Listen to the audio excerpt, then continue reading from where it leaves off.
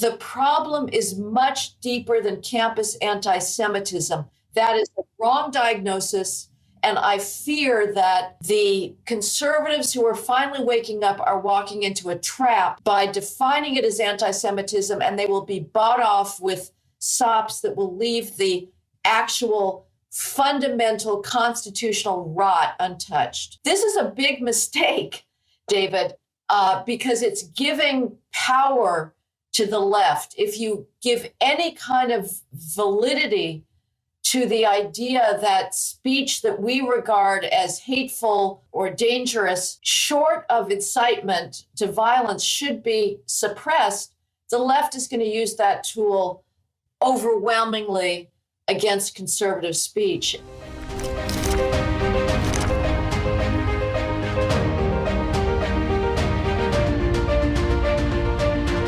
Welcome to The Contrarian. I'm David Bernstein. In a world filled with noise, I'm here to provide the signal.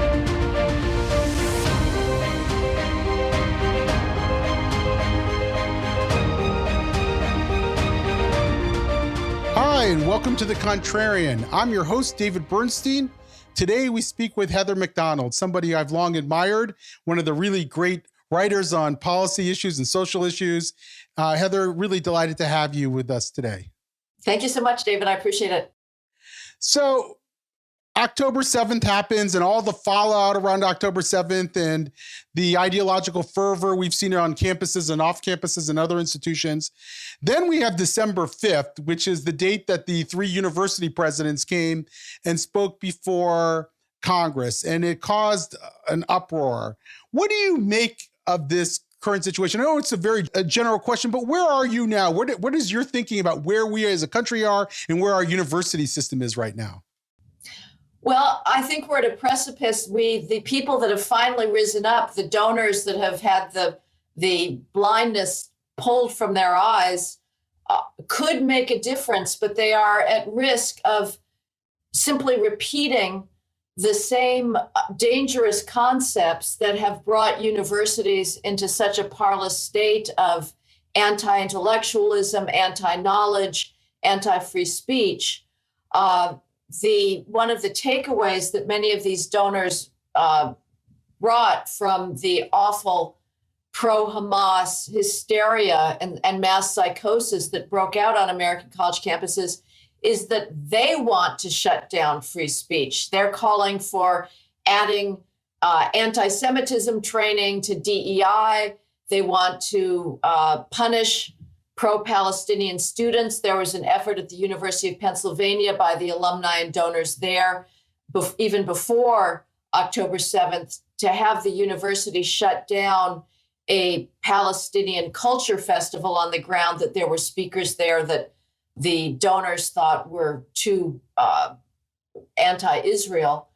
And you have also the claims that Jewish students are unsafe on campus and we need to shut down hate speech. This is a big mistake, David, because it's giving power to the left. If you give any kind of validity to the idea that speech that we regard as hateful or dangerous, short of incitement to violence, should be suppressed, the left is going to use that tool overwhelmingly against conservative speech. And the House hearing was a good thing in many ways because it did shine the light on the grotesque hypocrisy of these college presidents. That's what their real error was. I frankly, again, this is going to be very controversial to some of your listeners, as inaptly as it was phrased.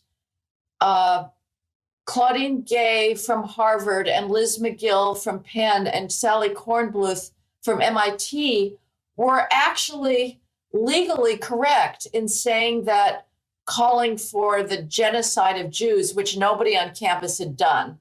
Elise Stefanik demagogically translated calls for intifada into calls for genocide of Jews, which is one possible interpretation, but there are others.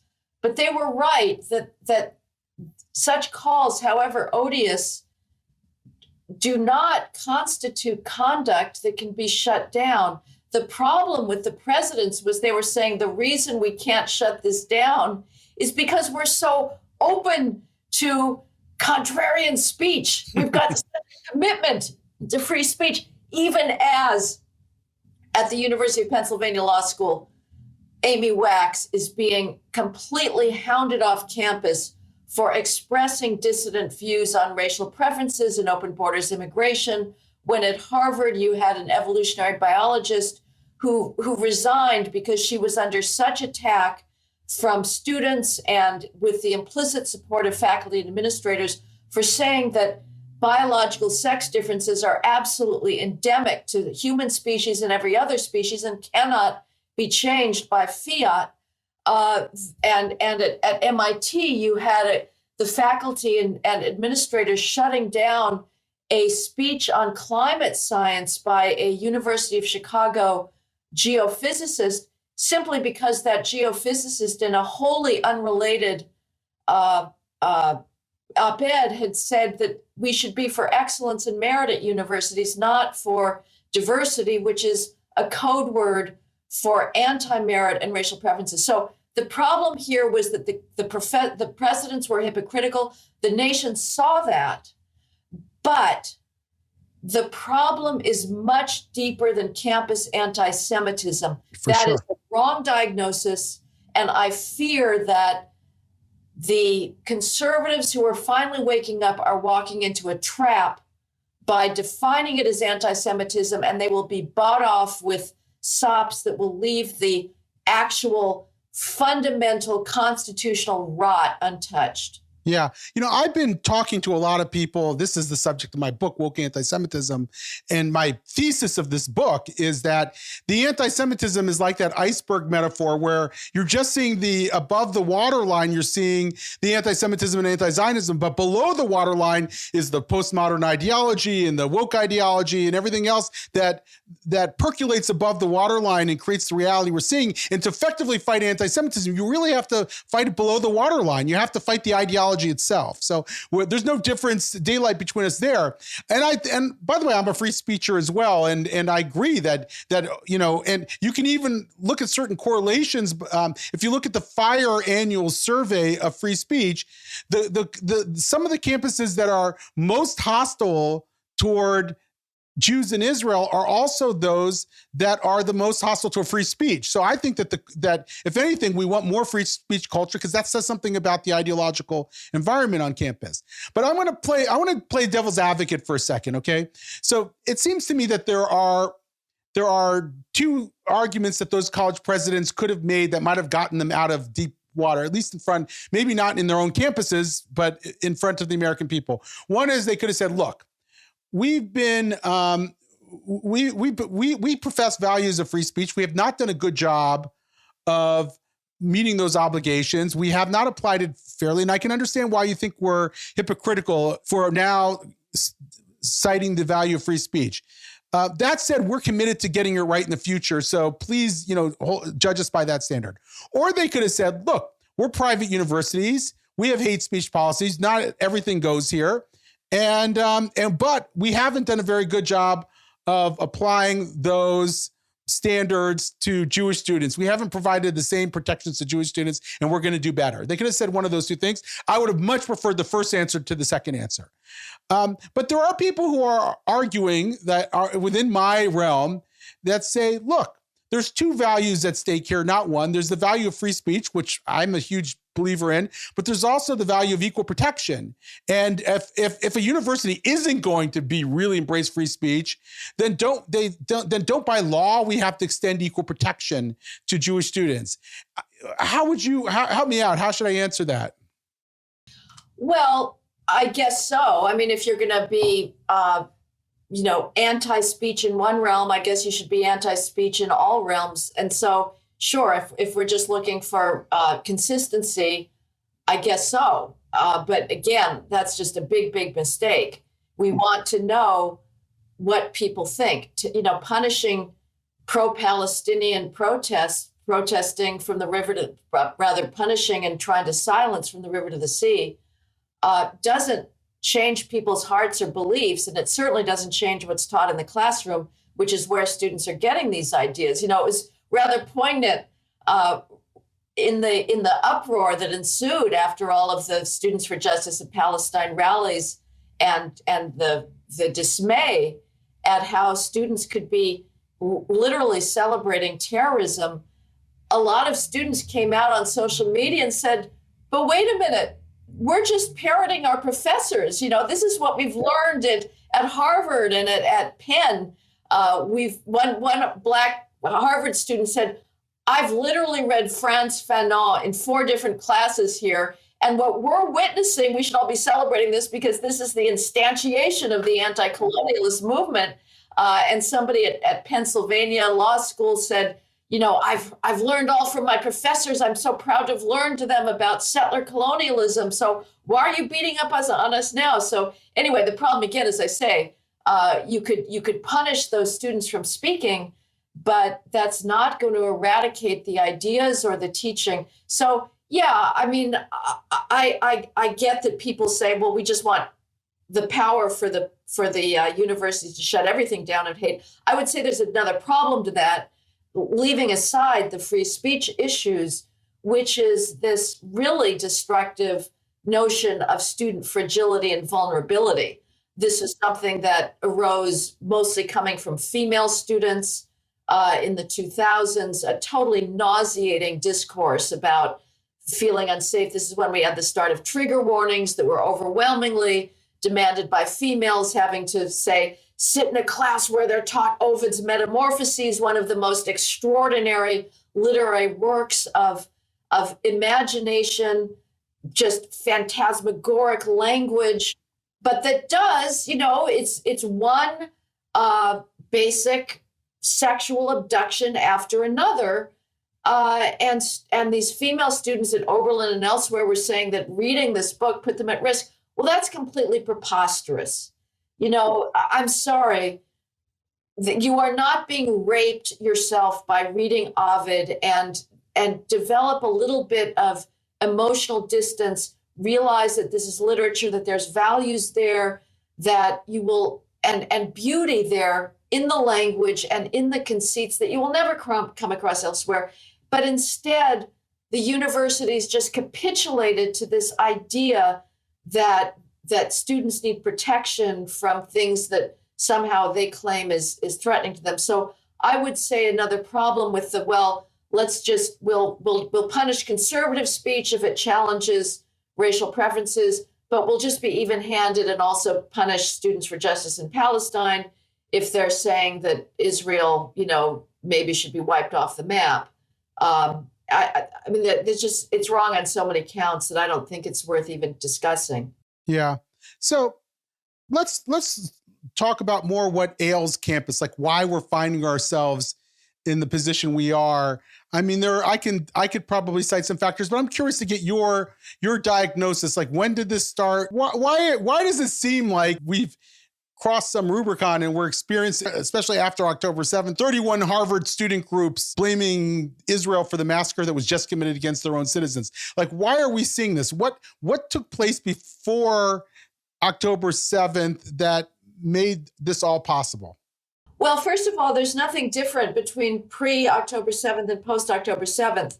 The only thing that's different is that post-October 7th, it brought out more visibility than before the whole entire anti-Western ethnic studies, post-colonial studies ethic. And frankly, it got the attention of liberal, wealthy Jews that had been funneling billions of dollars into these colleges without doing any due diligence. And it's not just Jews. You have Ken Griffin as well. I don't think he's Jewish, that gave most recently a $250 million unrestricted grant to Harvard that I wrote about and said, you're insane. You're a conservative. Why are you funding the institution that is antithetical to all your beliefs, especially with regards to crime and policing? Griffin moved his hedge fund from Chicago to Florida because he was so upset with the lack of policing and public safety in Chicago. Well, Griffin, it's taken him very long, but now he's turned against Harvard. Well, it's a little late, Guy. So this is not different. It's been a very consistent pathway of hatred against the Western civilization. Jews used to be reviled in the old school anti-Semitism as a threat to Western civilization. Now they're reviled by the intersectional left as the very embodiment of Western civilization, above all for the fact that they're successful. If you want to sort of figure out who's going to be next in the crosshairs for the intersectional left, it's any successful group. The intersectional left is made up of people that, are not the ones that have been carrying civilization forward necessarily, but they have the power of destruction. The mob can tear things down. It may not be able to build them up, but we've had for a very long time. I mean, my diagnosis of the fundamental issue that is so distorting academic ventures and the proper activity of the university, which is to transmit the inheritance of Western civilization with love and gratitude and joy. The real problem is race. Starting in the 1960s, you had colleges that decided that they needed to diversify their student bodies with regards to Blacks. And to do so, they had to implement very large racial preferences. That is, they had to admit Black students who were very, very below the average skills gap of people admitted without those racial preferences. And once in those schools, the students who had been admitted via racial preferences were unable to keep up in their classes. And so you had the development of entirely new specialties that they could major in that had different standards of achievement, above all Black studies, and then we eventually got ethnic studies.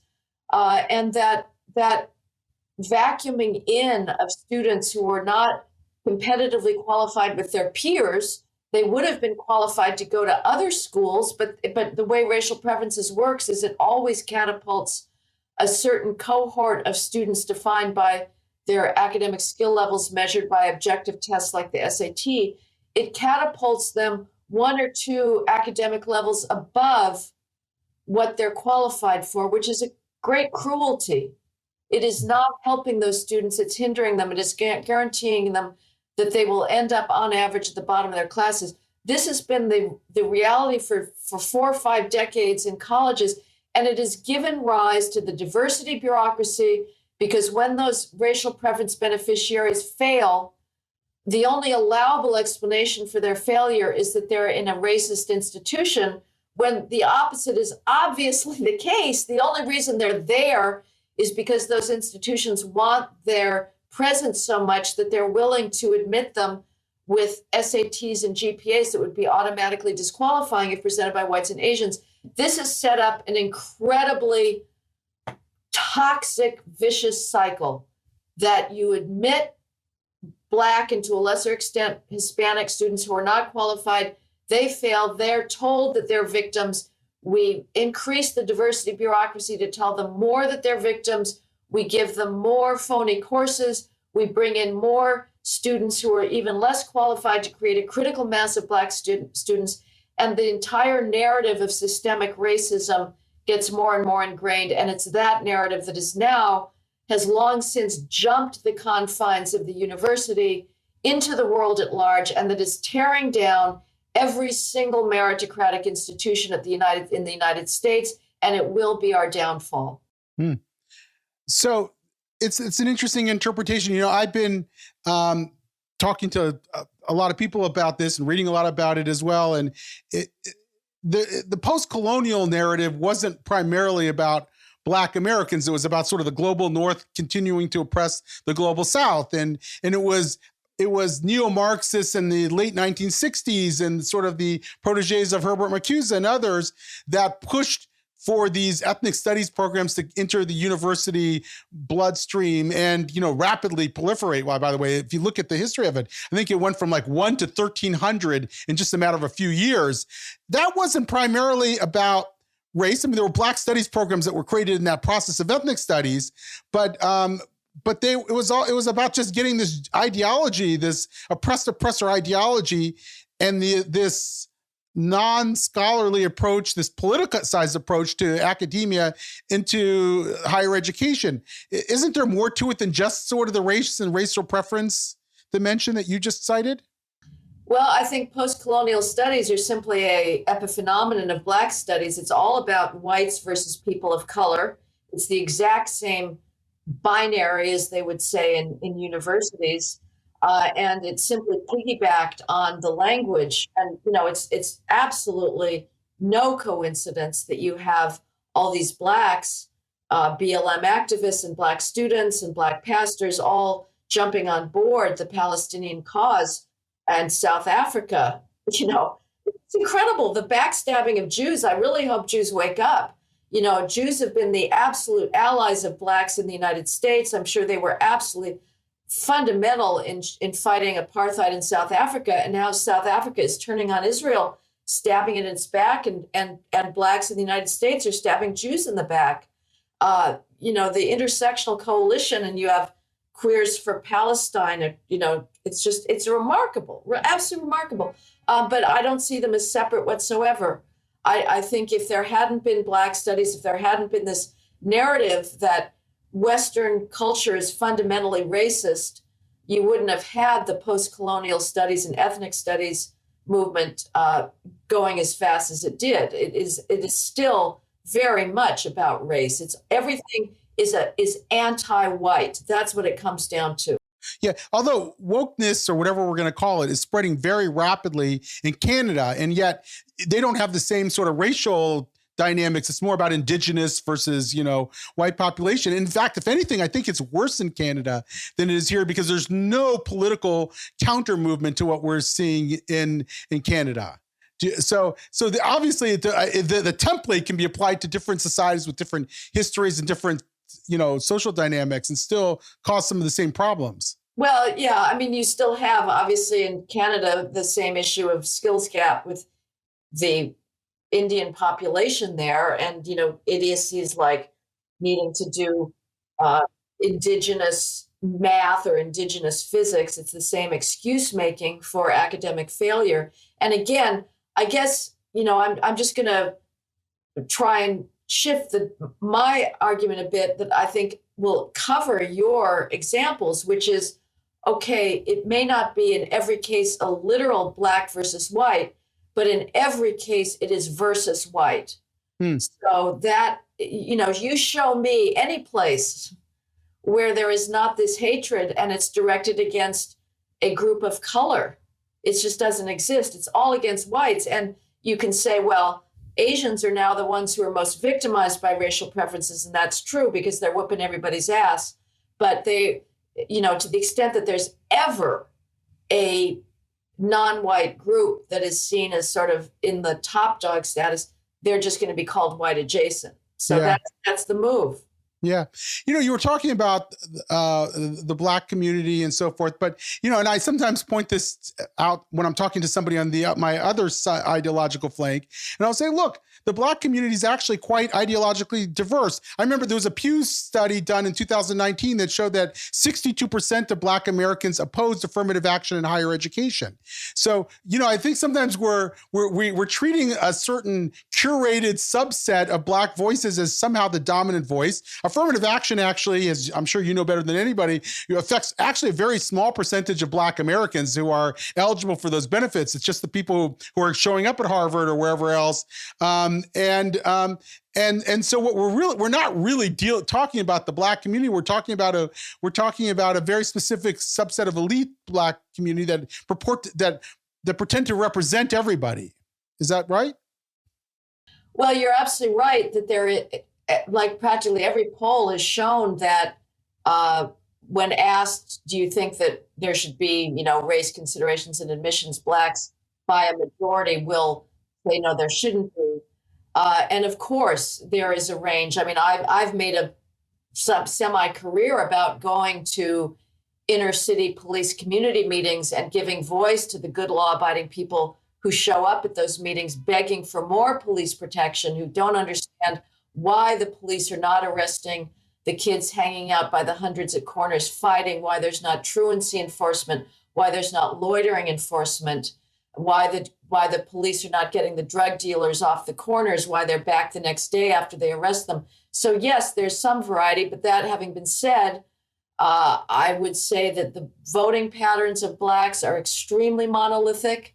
It was the Black vote that put in an anti-police demagogue into Chicago, Brandon Johnson, who ran against the police, who goes around saying, oh, the problem with these, rampaging flash mobs coming down the Magnificent Mile is that these kids lack opportunity and they're just discriminated against. Give me a break. They all have smartphones. These are not kids who lack opportunity or are poor. They are poor in social skills and socialization and impulse control. They're poor in parent guidance. And so it was the South Side and the West Side that voted Brandon Johnson in. Whites were voting for Paul Vallas. So I think there still is fairly much of, when the rubber hits the road, I think there's a lot of intellectual conformity or political conformity there. So let's talk a little bit about what to do about the situation, particularly in higher education.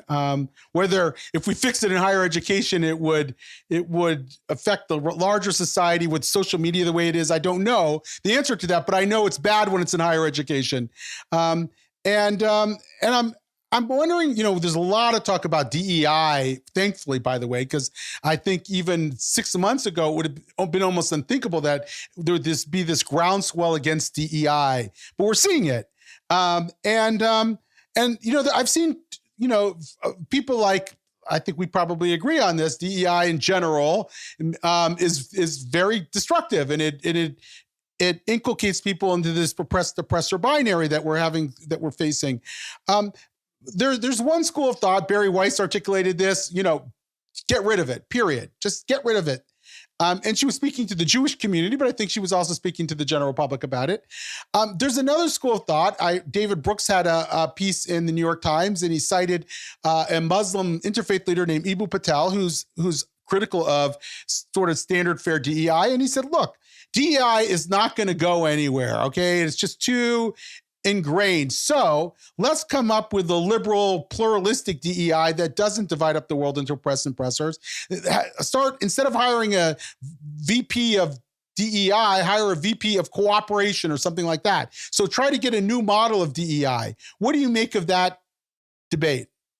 It's just a terrible idea. I'm not going to say he's a wolf in sheep's clothing, but man, is that a bad idea.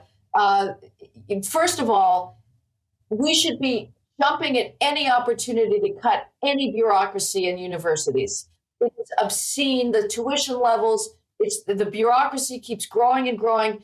DEI is part of the student services bureaucracy, which is composed of these just ridiculous sinecures, these functions that you can't even figure out, the student retention, enrollment specialists, first generation. I don't have the verbal imagination to come up with how vacuous these titles are.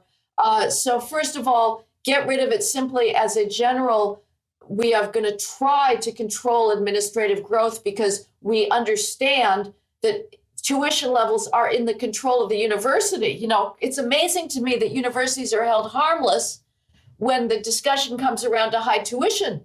Everybody the university said, no, nothing to see here, folks, just ignore me.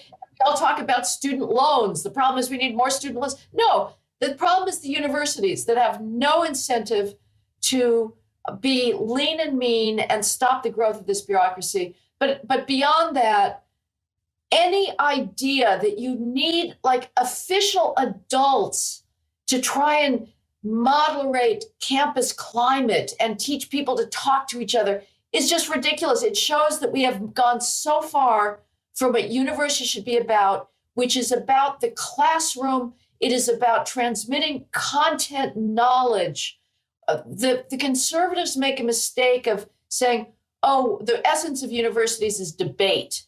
And so we need to have, bring outside speakers, and we need little trainings in how to do free speech and things like that. No, it's not. the essence of a university is to cram students' empty noggins with as much content knowledge as is possible within a mere 4 years, whether it's the periodic table, the laws of thermodynamics, the transmission of civilization around the early Mediterranean, how to conjugate German verbs.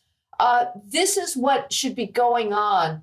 And instead, we're pretending that it's all about debating current affairs. It's not. And so, how is it that for hundreds of years, universities survived without bureaucrats, without people to hold the hands of students and say, we're going to have curated conversations. I heard for the first time last year, there was a conference at the University of Arizona State University, this SCETL, one of these centers that purports to be sort of conservative. And they had a keynote speaker that was the president of Johns Hopkins University. I'd never heard of the guy before or heard him before, but it was my first exposure to a prevalent concept of dialogue across differences. And all these universities, whether it's the Dartmouth president or what, they all say, we're going to do dialogue across differences. And it makes me want to throw up. Again, no, make sure your students are learning something. Richard Aram did a fantastic study. He's the dean of the UC Irvine Education School, like one of the only education schools just by virtue of its dean that may have anything to offer us. Most of them should be down. But he showed that students learn no less when they leave college than when they enter it. I mean, that's just unbelievable. So I think in any idea of repurposing DEI into some kind of broader mission of civil discourse is a big mistake. And I think many conservatives are also kind of getting the wool pulled over their eyes and going along with such ideas. Wow. Okay. So I might push back on that a little bit just because I'm a debate guy. And look, there are very few people I would be more fearful of debating in public than you. And so clearly, I've seen you go at it. And I've got to imagine that you've been in more than a few debates when you were in college, your college days as well. And that penchant for vigorous discourse probably was one way that you learn. I'd like to think it wasn't just a bunch of people installing trivia into your brain, but that you engaged ideas in a serious way, probably with your classmates. Actually not. I've never done. I was not at all political. I wish I'd done debate. Debate society would have been great. I never did student journalism. I was simply a fanatically devoted student. I wanted to read John Milton and Ben Jonson and Goethe. So no, I've only had to do debates in the twilight of my life because of the idiocy that's out there. So I started as more, I wasn't in debate societies, but I grew up like with a bunch of Jewish guys and all we did is debate all day long. And in a way it because I wanted to win the argument, it could be about like which baseball team was better or about, whether vouchers were the right solution to our educational woes. Those are things that because I wanted to know more than my friends, I then went and learned as much as I could. So a lot of times I was studying sort of off curriculum and trying to learn as much as I could so I could debate them. So anyway, it might be just my own experience there, but at the very least, I'm wondering, like, wouldn't that, even if you don't like this sort of civil dialogue thing, I mean, it's certainly better than the oppressor ideology. I mean, maybe it's not exactly the ideal, but wouldn't you think it's a step up? Well, so is this basically just saying we're going to have a debate society and we're going to have people debate? I kind of doubt whether that's what's going on. I doubt whether it's that adversarial. I think it's probably more about having curated conversations and, you're going to have the bureaucrat there saying, well, now don't hurt, don't engage in hate speech. And again, this idea that you need some adult there running interference because the students are otherwise so vulnerable is just ridiculous. Yeah. So I agree with that. And I admit that I have an extremely ivory tower vision for the university. I was not, as I say, I was not at all political. I didn't read newspapers back then, I don't think. And so I fully acknowledge that there's lots of students there in a university who are raring to go and want to be plunged into contemporary events. They've got political ambitions for sure. Mm-hmm. And they're in, I mean, we already have had, there were lots of debate societies. There's, I think Harvard does a lot of, I'm sure most of these universities do, all the political unions.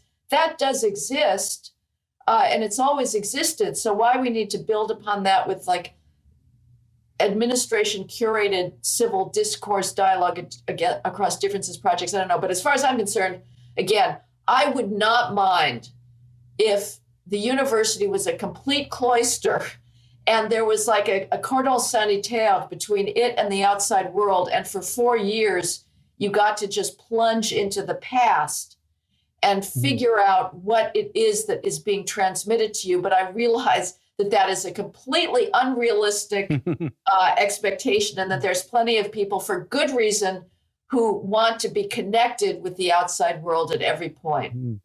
Yeah, fascinating. By the way, I say this also because when we were first starting to debate things like critical race theory in the classroom and so forth, I spoke to a teacher, a high school teacher, who was very, very worried about how the ideological winds were blowing through his school.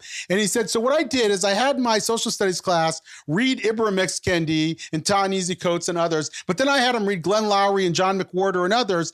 And it was the first time they were ever exposed to that alternative view. And when they got to see the two contrasting positions, most every student in the class sort of sided with Glenn Loury and John McWhorter. And I thought that was a fascinating exercise. And I think that's sort of what I mean, like bring these, a pedagogy where you bring ideas together and let people sort of, make sense of them and struggle with them would at least be a step up from what we have now, which is basically, this monomaniacal curriculum that we're seeing in most universities.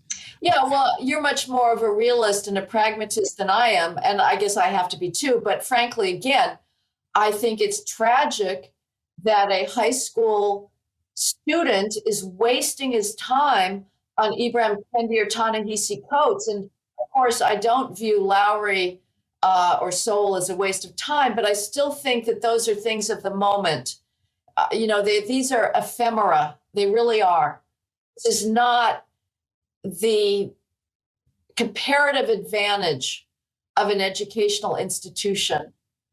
This is stuff that it's the New York Times versus some part of the Wall Street Journal editorial page or National Review. And again, I know that most people are completely going to disagree with me on this, but I just think that these are very precious years to encounter things that are otherwise invisible in our civilization, which is the incredible 2,000-year legacy of literature, the 600-year legacy of classical music, of the 2,000-year legacy of philosophy, and the beauties of science, the scientific method.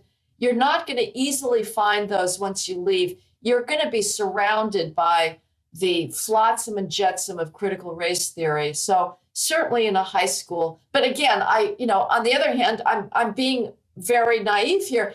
As you say, David, it's already there.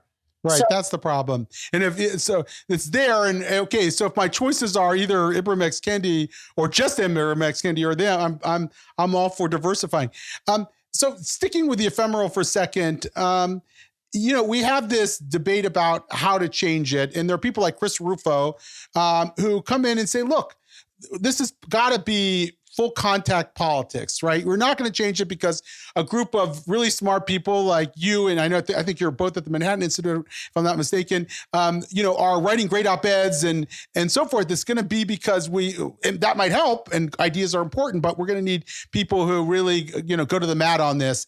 And in that process, I mean, politics is not a liberal pursuit. It is and it's meant to get one set of values or ideas to win out. And so what you could easily imagine happen is that, governor comes in and says, okay, we're going to stop doing DEI. Fine, great. I'm all with you, but we're also going to ban the discussion of divisive concepts or something like that.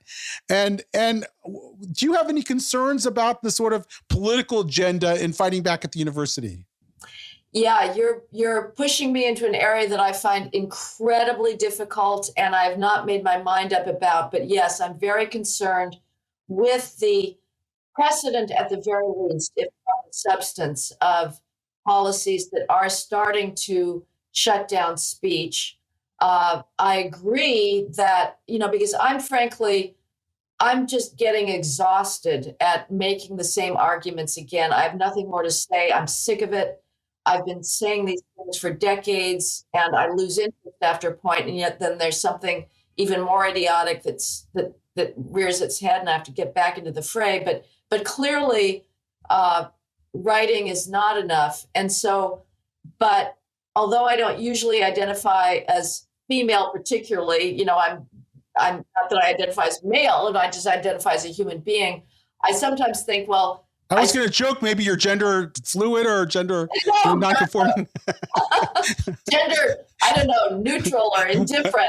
Okay. Like gender born.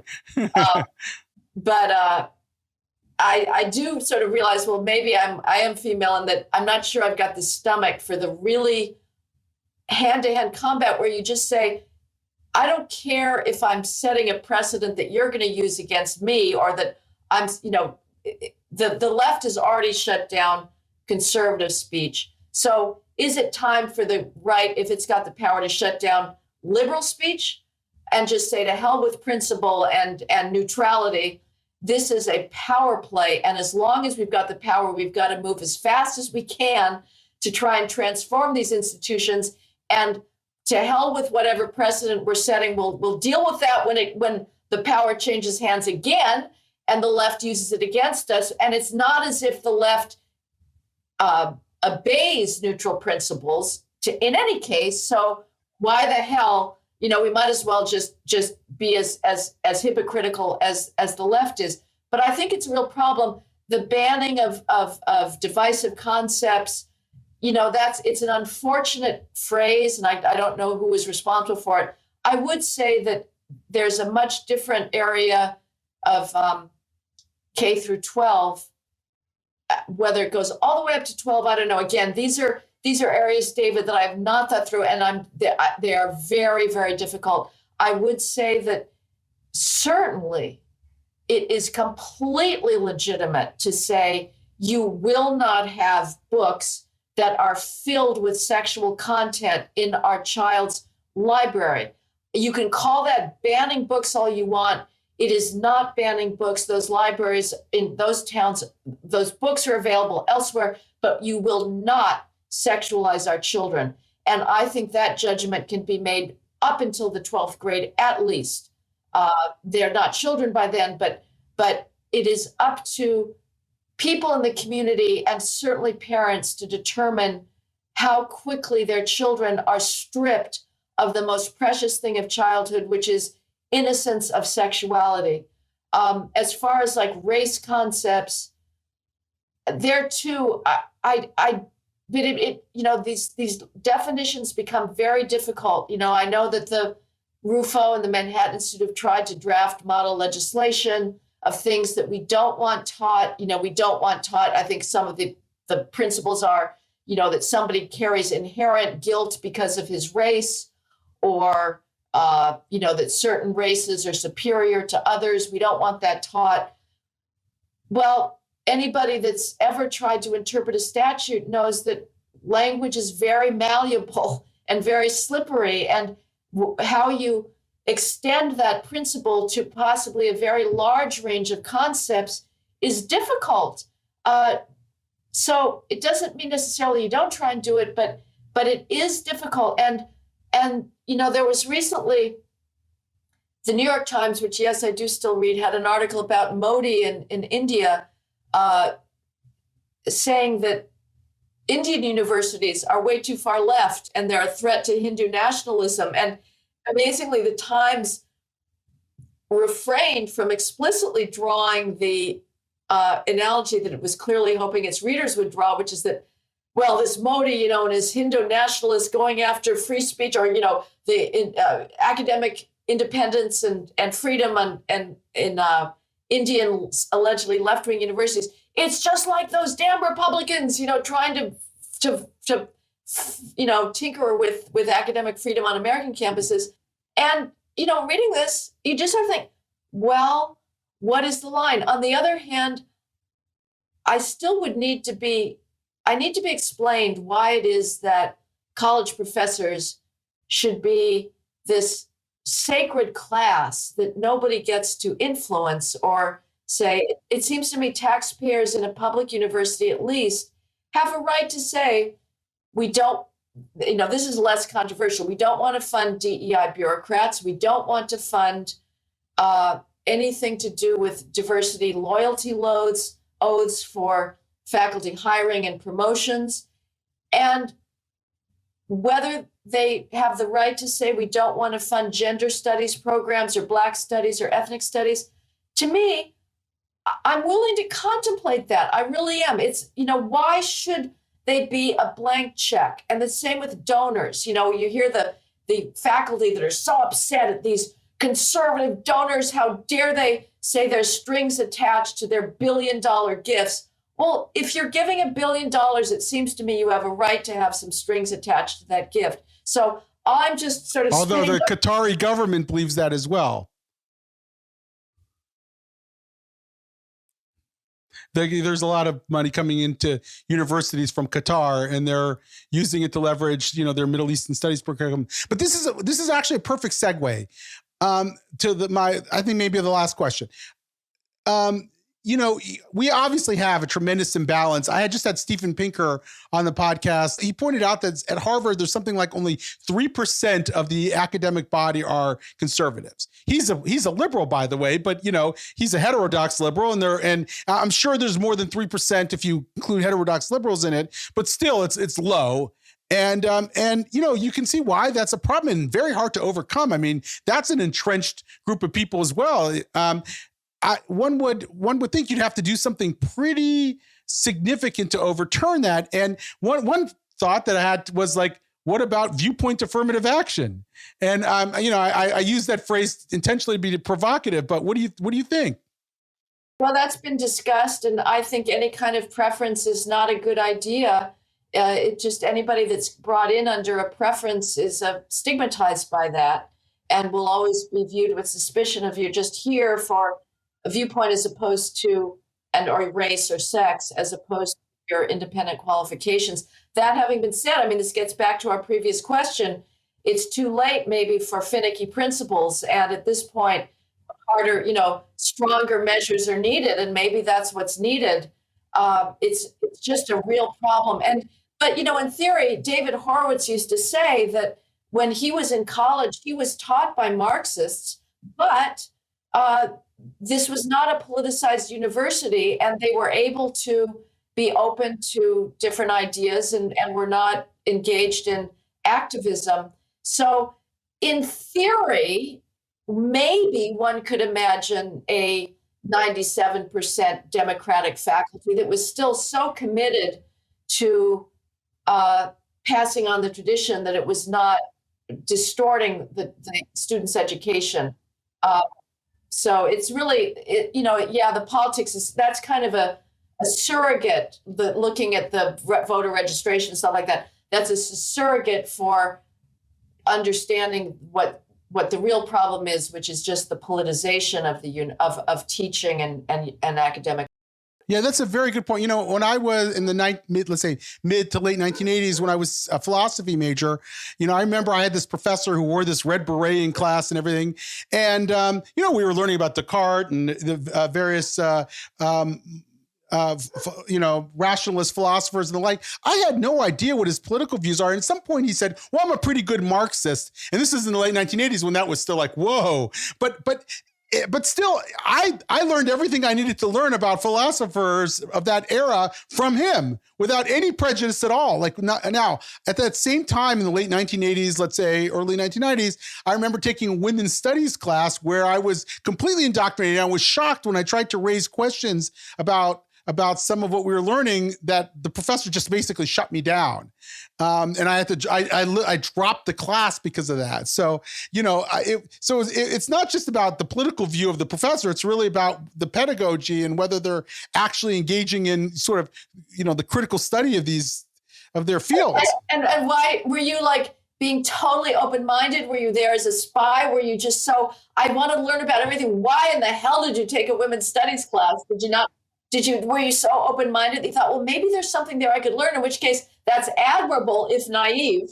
Well, so this female friend was reading Andrea Dworkin, who was this really radical second wave feminist, and I picked up her book and I started looking at it, and she was, she regarded heterosexual sexuality as being an act of violence, and I was like fascinated by that. So I thought, okay, this will be fun. I'll do. Yes, I'm a contrarian. That's why I have a podcast called The Contrarian that you're on right now. So I thought, okay, I'll go in the class and I'll do what I would do in a philosophy class, and I'll read everything, but I'll raise questions. But that did not get, that's my first exposure to the sort of ideological trends that we're seeing today. I mean, it was maybe limited to women's studies, and I'm sure if I took some other ethnic studies, grievance studies division courses, I would have found the same thing. But I was shocked by how closed-minded it was. And now I realize it's just 10 times more pervasive today than it was at that point. I'm so grateful that you continue to bring such great ideas and writing to the world, and to have people like you sort of challenging my own thinking. So thank you so much for spending this time with us. Thank you so much, David. I look forward to your book. Thank you for tuning in to The Contrarian. If you enjoyed the show, be sure to give us a thumbs up and subscribe to our YouTube channel. Don't forget to rate our podcast on Apple and Spotify. Stay connected with us on social media for more updates. Until next time, keep challenging.